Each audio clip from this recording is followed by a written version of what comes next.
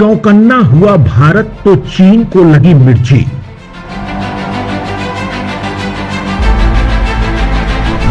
नापाक इरादों का खुद ही कर दिया पर्दाफाश। मोदी के मास्टर स्ट्रोक से छटपटाया चीन।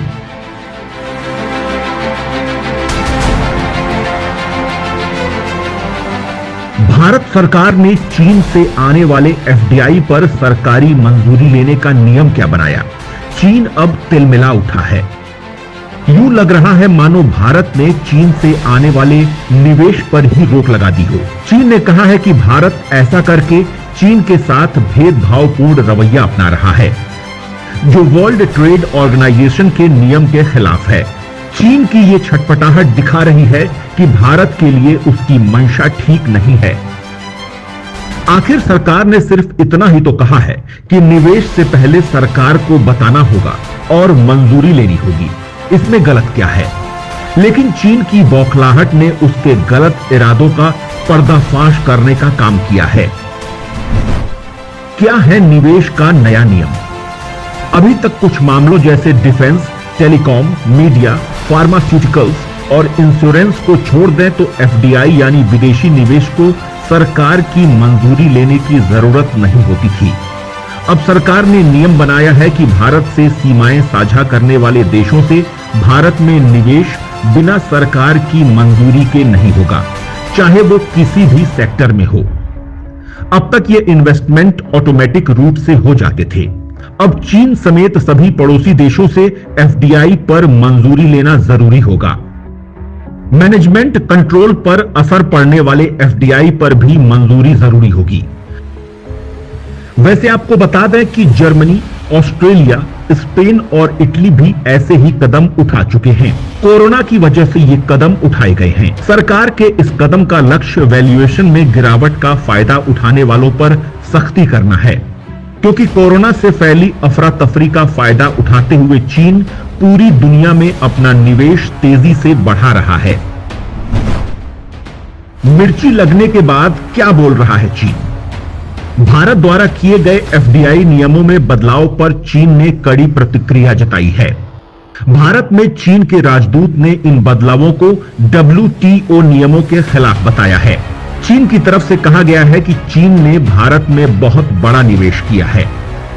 भारत में चीन ने $8 अरब से ज्यादा का निवेश किया है।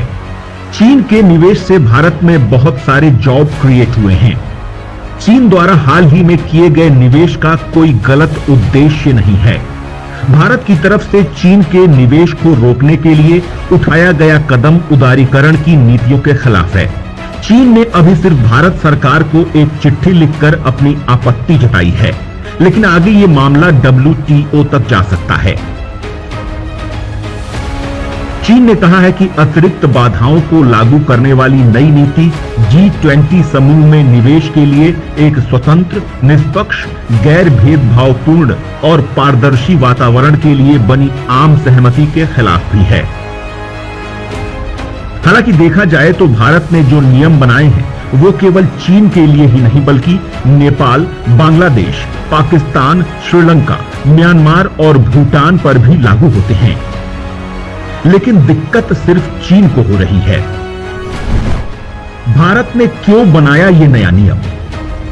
चीन के केंद्रीय bank People's Bank of China ने हाउसिंग लोन देने वाली भारत की दिग्गज कंपनी HDFC के 1.75 करोड़ शेयर खरीदे हैं।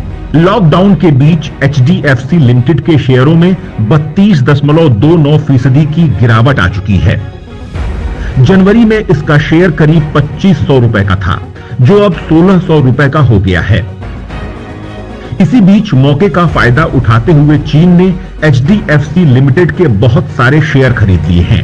BSE से मिली जानकारी के मुताबिक इन निवेश के बाद अब HDFC लिमिटेड में चीनी केंद्रीय बैंक की हिस्सेदारी 1.01% हो गई है। चीन के इसी कदम के बाद भारत सतर्क हुआ है। क्या है पूरी इनसाइड स्टोरी? सेबी अभी चीन और भारत के दूसरे पड़ोसी देशों से आने वाले एफपीआई निवेश की जांच कर रहा है। कुछ दिनों पहले ही मार्केट रेगुलेटर ने कस्टोडियन को भेजे अपने संदेश में लिखा था कि जिन एफपीआई का बेनिफिशियरी अकाउंट चीन और हांगकांग के हैं, उनकी जानकारी तुरंत मुहैया कराई जाए। इस पूरे मामले की शुरुआत एचडीएफसी में चीन के निवेश के साथ हुई थी। 13 अप्रैल को एचडीएफसी ने कहा था कि चीन के पीपल्स बैंक ने मार्च तिमाही में कंपनी में अपनी हिस्सेदारी 0.8% से बढ़ाकर 1.01% कर ली है। पीपल्स बैंक ने यह हिस्सेदारी ओपन मार्केट से खरीदी है। ऐसे में कई लोग इस बात पर चिंता जता रहे हैं कि एफपीआई रूट के जरिए ओपन मार्केट से स्टॉक खरीदना अधिग्रहण के लिहाज से बेहद संवेदनशील है। भारत के लिए घातक है चीनी और जापानी निवेश। भारत में अभी 16 चाइनीज एफपीआई रजिस्टर्ड हैं।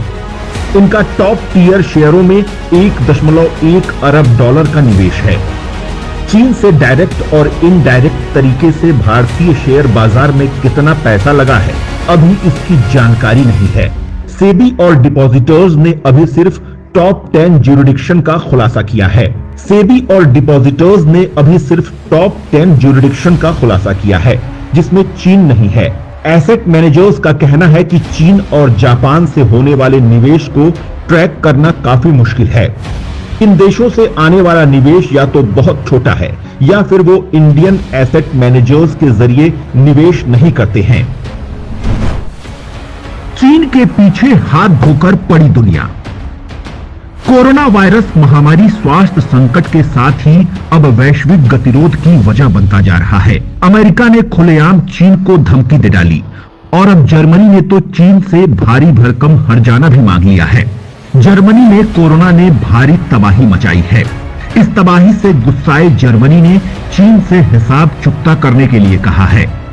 जर्मनी ने चीन को 149 बिलियन यूरो का बिल भेजा है ताकि कोरोना वायरस से हुए नुकसान की भरपाई की जा सके। इसमें 27 बिलियन यूरो टूरिज्म से हुए नुकसान, 7.2 billion euro film industry, German airlines और छोटे बिजनेस को हुए 50 बिलियन यूरो के नुकसान का बिल चीन को भेजा गया है। जर्मनी ने जहां बिल भेजा है तो अमेरिका जांच टीम भेजने को तैयार बैठा है। व्हाइट हाउस में प्रेस कॉन्फ्रेंस करते हुए अमेरिका के राष्ट्रपति डोनाल्ड ट्रंप ने कहा है कि वुहान से कोरोना की शुरुआत हुई और चीन से हम खुश नहीं हैं। ट्रंप ने कहा कि अमेरिका इस बात की जांच कर रहा है कि क्या ये जानलेवा वायरस चीन की लैब से पैदा किया गया है। इसके लिए हम चीन जाना चाहते हैं और समझना चाहते हैं कि आखिर हुआ क्या है। वहीं ब्रिटेन भी चीन की भूमिका से साफ तौर पर इनकार नहीं कर रहा है। ऐसे में कोरोना का केंद्र रहा चीन अब दुनिया के निशाने पर आता जा रहा है।